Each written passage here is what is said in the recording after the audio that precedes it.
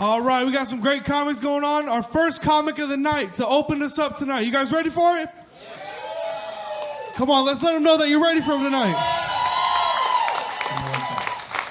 First comic of the night. He's a local comic. He's going to open everything up for you guys. Everybody, give a huge round of applause for Zach Zubia.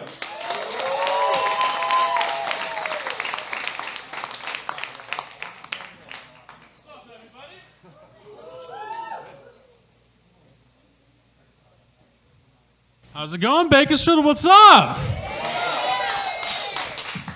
Kind of a silent opening, but that's fine. We're gonna fucking fix this. You guys doing all right? You got your drinks and everything? Hell yeah. For those of you who don't know where I am, good. I'm a nice guy though, so I'm gonna tell you anyway. My name's Zach Zubia from Bakersfield, born and raised. For those of you cheering, yeah. Are you from California? All right, cool. She's not talking now. Awesome. Anyway. Now they're silent when you start talking to them. Anyway, my name is Zach Zubia. I've been breaking in a stage name. I go by the Mad Cat with a K, right? People ask me from time to time, they're just like, why would anyone want to call you the Mad Cat? And my honest answer to their face is, because it sounds dope, right? At least I chose like a cool nickname, right? The Mad Cat with a K. My brother would tell me when he was growing up, people used to address him as Bobo, as his nickname. And I had to think about this for a while. I was like, Bobo? You mean like Bobo the gorilla? Right? And I looked at him, I was like, bro, I don't think that's a cool nickname. I think they're insinuating you're fucking retarded. My friend asked me if I can roast her. And I was like, you know what? Sure, I can roast you. So I started pulling out my flamethrower, and she was like, whoa, whoa, whoa, whoa, whoa, what the hell is that for? And when I brought it out, I looked down and was like, you know what? You're right. Too simple. So I threw in a volcano instead. She asked me, she's like, what's the saddest joke you've ever told? And I had to look at her in a little bit of confusion. I was like, what's the hardest I've ever bombed? She's like, no. What's the saddest, funniest thing you've ever said, right? And I had to think about this one, I was thinking, I was like, what's the saddest, funniest thing I ever said? And I was like, you know what? I got it. I don't like that snap. Anyway, but I was like, I got it. So I was like, all right, here's one. I got one for you, okay? One time when I was sleeping, I heard a noise. I was trying to remain asleep. And then I heard the noise again. And I woke up. My girlfriend was right by my bedside. And I was looking at her. I was like, hey, babe, is everything okay? Right? She looks at me and she's like, go back to bed. You're dreaming. So that's what I did. I went back to bed. And when I woke up, she was right. I don't have a girlfriend.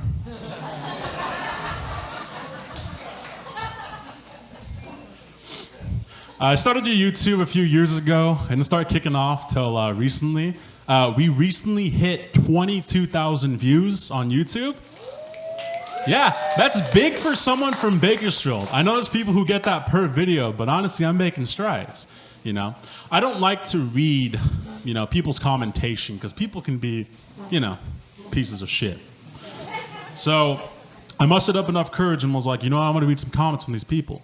So I started looking, and I found one, right?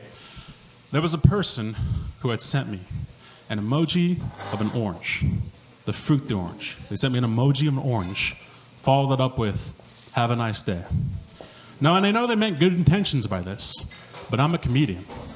So I felt it was my obligation to fuck up their day, right? So I replied back to this person. I was like, you know what? Thank you for that. Thank you for the orange. And they're like, great. I hope it really helped. And I replied back. I was like, no, I meant that in the most sarcastic way. When I see an orange, I get PTSD.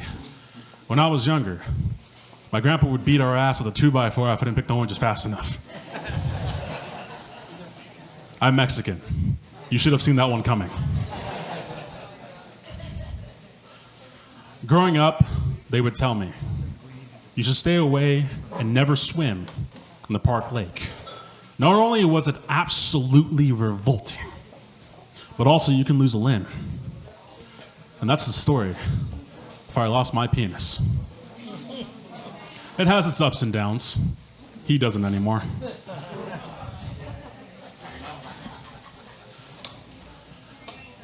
I've been speaking with my psychiatrists. I've been telling them, Sir, I've been feeling really trapped inside. I just really, feel like I'm not outside the box, right? And I told him, I was like, is there anything you can do to help with that? And he looks at me and he thinks, and he's like, you know what? I think I have the answers to all your problems. So he walks me over and finally lets me out of his basement after 10 months. Be free. I'm from California. It's very hot. I know how hot it gets. Sometimes when I sleep with the covers, when I wake up and take off that blanket, I feel like a fish out of parchment paper, right? You split the seam, there's just steam coming out.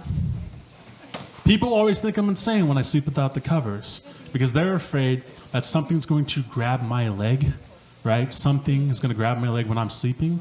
Ladies and gentlemen, if I'm enjoying a deep sleep, all right, and you or anyone tries to grab my leg when I'm enjoying my sleep, I will knock you the fuck out. The only one waking up from that situation is me. Keep your fucking paws off me.